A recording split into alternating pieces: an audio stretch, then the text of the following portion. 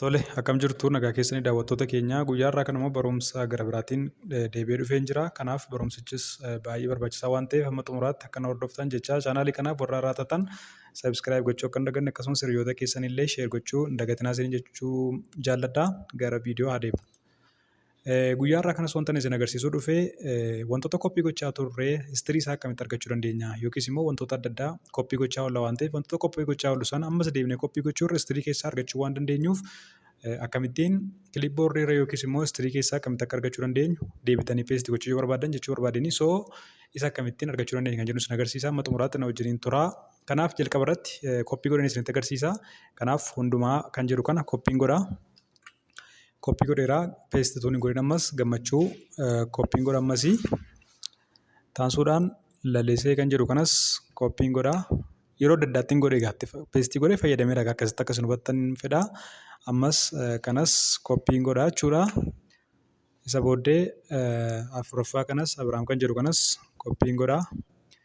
Shanaffaa kanas kontirool pilaas siidhaan koppiin godhaa jechuudha. Akkuma isin beektan kontirool pilaas siidhaan koppii gootu kontirool pilaas viidhaan immoo peestii gootu jechuudha. Amma fakkeenyaaf kontirool pilaas viiyoon godhee san xumura irratti koppii godhe qofaadha kan inni peestii godhu jechuudha. Kun ola boontuun xumura irratti godhe waan ta'eef boontuu qofaa jechuudha kan inni peestii nu godhu. Maaliif warra kaan deebi'ee yaadachuu hin danda'u jechuudha kontirool pilaas viidhaan. Kontirool pilaas viidhaan deebi'ee yaadachuu waan hin dandeenyeef san xumura irratti koppii godhe qofaadha kan inni peestii naa godhu.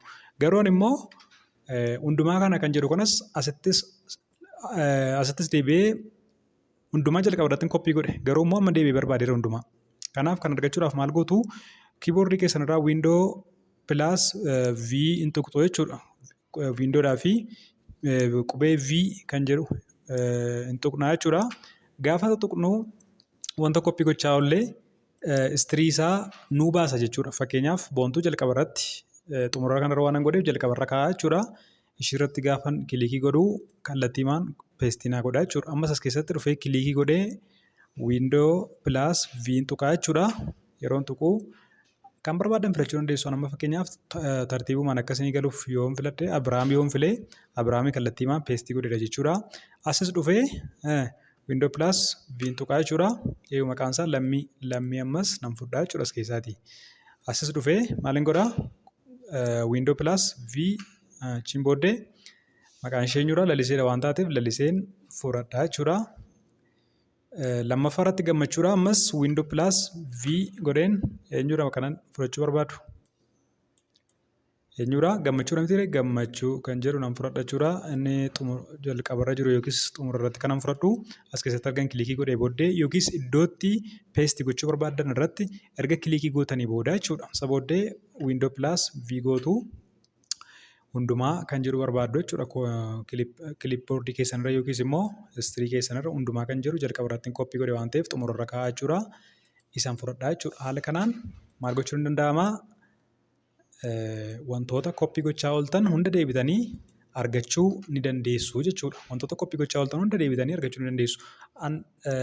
Istiriitii wantan godheef akkasiniif galuuf jecha malee bakka barbaadanitti peestii gochuu dandeessu. Asittis hin danda'ama jechuudha.